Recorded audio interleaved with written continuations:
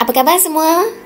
Pada hari ini, kita akan sama-sama melihat soalan memindahkan maklumat bagi kertas penulisan iaitu bahagian A. Mari kita lihat contoh soalannya. Gambar di bawah menunjukkan cara-cara mengisi masa lapang. Tulis 5 ayat yang lengkap tentang cara-cara mengisi masa lapang. Ingat ya, cari isi penting yang terdapat dalam soalan. Bulatkan cara-cara mengisi masa lapang.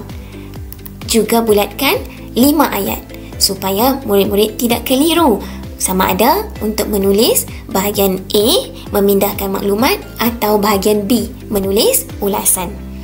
Baiklah, mari kita lihat contoh maklumat yang telah diberikan. Lihat gambar yang pertama ini. Murid-murid mesti menulis membaca buku kan?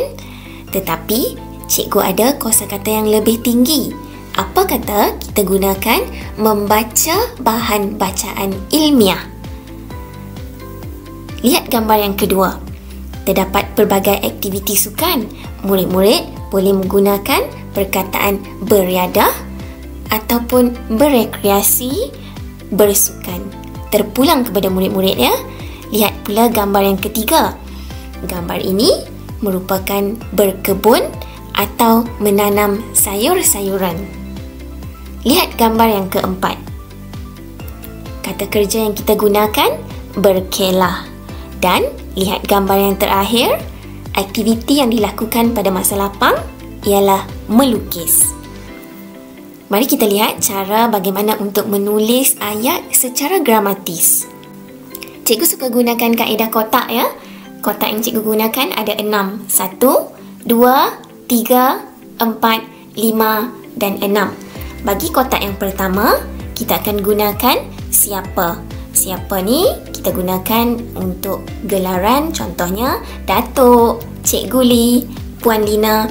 Bagi soalan yang tertentu pula, kita boleh tulis kita mestilah, kita perlulah atau kita janganlah. Kita mestilah dan perlulah merupakan aktiviti atau kata kerja yang positif. Manakala bagi kita janganlah merupakan aktiviti atau kata kerja yang negatif. Contohnya, merokok. Kita mesti tulis, kita janganlah merokok. Baiklah, mari lihat pula kotak yang kedua, iaitu kata kerja dan bersama dengan objek. Contohnya yang telah kita tulis pada gambar tadi, membaca. Membaca merupakan kata kerja. Kata kerja yang mempunyai objek iaitu kata kerja transitif. Membaca apa? Membaca bahan bacaan ilmiah. Namun, jika murid-murid menulis kata kerja yang tidak transitif, tidak memerlukan objek. Boleh ya? Contohnya, mandi. Kata kerja tidak transitif, tidak mempunyai objek di belakang. Contohnya, murid-murid boleh menulis menggoreng ikan. Menggoreng kata kerja, ikan merupakan objek. Contoh lain, menonton televisyen. Dan contoh yang ketiga, menyapu daun-daun kering. Mari lihat pula kotak yang ketiga. Biasanya kita gunakan perkataan yang, lalu, sambil, dengan atau seperti. Murid-murid boleh gunakan salah satu ya, bukan semua. Contohnya, yang sedap. Contoh, ibu memasak ayam yang sedap. Selain itu, kita boleh tulis lalu masuk. Contohnya, membuka pintu lalu masuk. Contoh sambil, membaca surat khabar sambil minum kopi. Selain itu, berkelah. Berkelah dengan keluarga. Contoh yang lain, seperti. Seperti ayam goreng. Murid-murid boleh tulis seperti buku cerita, novel. Bagi kotak yang keempat pula, kita gunakan kata sendi nama. Contohnya di dan ke. Kita boleh tulis di tepi pantai atau ke dalam tong sampah. Ingat ya, jika kata kerja membuang sampah, murid-murid tidak boleh menulis membuang sampah di dalam tong sampah, tetapi gunakan kata sendi nama ke dalam tong sampah. Bagi kotak yang seterusnya, iaitu kotak yang kelima, kita gunakan pada. Contohnya, pada masa lapang, pada waktu pagi, pada waktu petang, pada waktu malam dan pada waktu rehat. Selalunya perkataan pada waktu rehat ini kita gunakan apabila kita berada di sekolah ya. Dan mari lihat pula kotak yang terakhir, iaitu kotak yang ke-6. Ini merupakan huraian kepada ayat kita. Murid-murid boleh tulis supaya sinonimnya agar dua-dua ini mempunyai maksud yang sama. Yang kedua, untuk, kerana, tentang. Contohnya, supaya kelihatan bersih, agar badan sihat, untuk mengeratkan hubungan, kerana mempunyai masa lapang, tentang berita. Contoh, melayari internet untuk mencari maklumat tentang berita.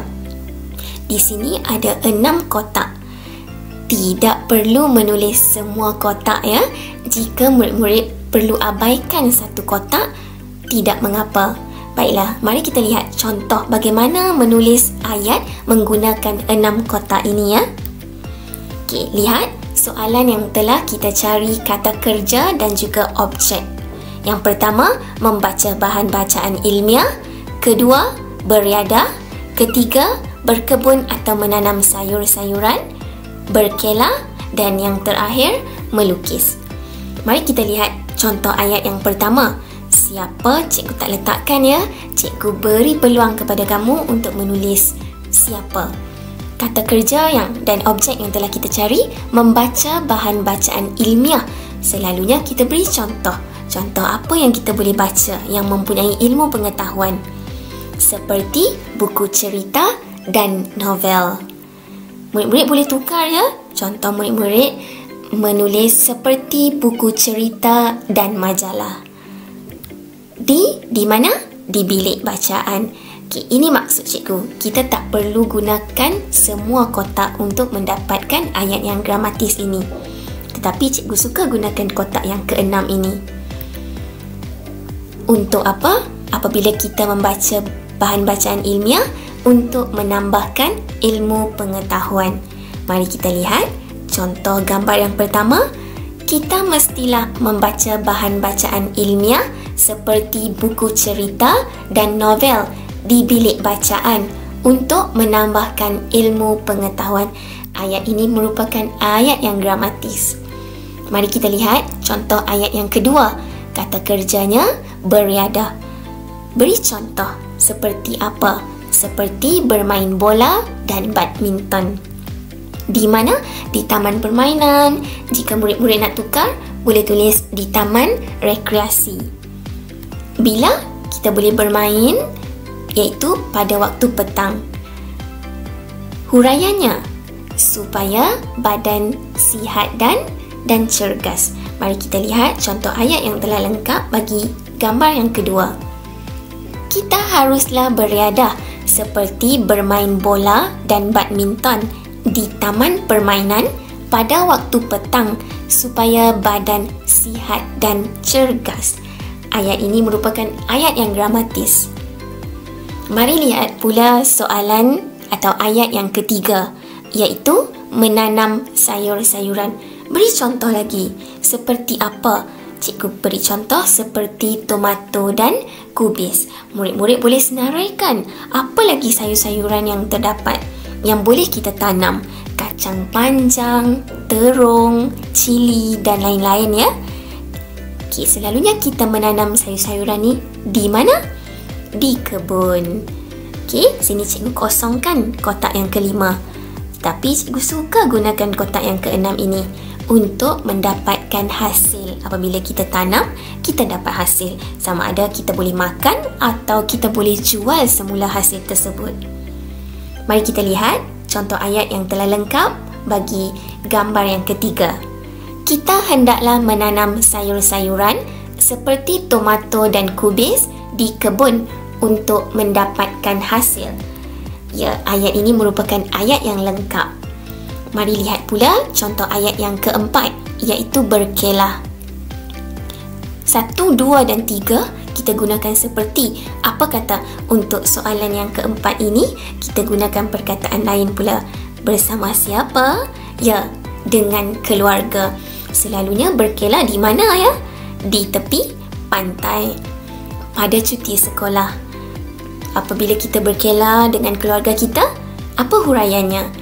Untuk mengeratkan hubungan. Mari kita lihat contoh ayat yang telah lengkap bagi ayat yang keempat. Kita perlulah berkelah dengan keluarga di tepi pantai pada cuti sekolah untuk mengeratkan hubungan. Ayat ini merupakan ayat yang lengkap. Mari lihat pula ayat yang terakhir, iaitu melukis. Melukis, kita beri contoh seperti gambar pemandangan. Jika murid-murid nak tulis gambar di tepi pantai, boleh ya? Sini cikgu letakkan kosong bagi kotak yang keempat. Bila kita boleh melukis? Pada masa lapang dan huraiannya untuk menghilangkan stres. Bila kita melukis, fikiran kita, jiwa kita akan lebih tenang.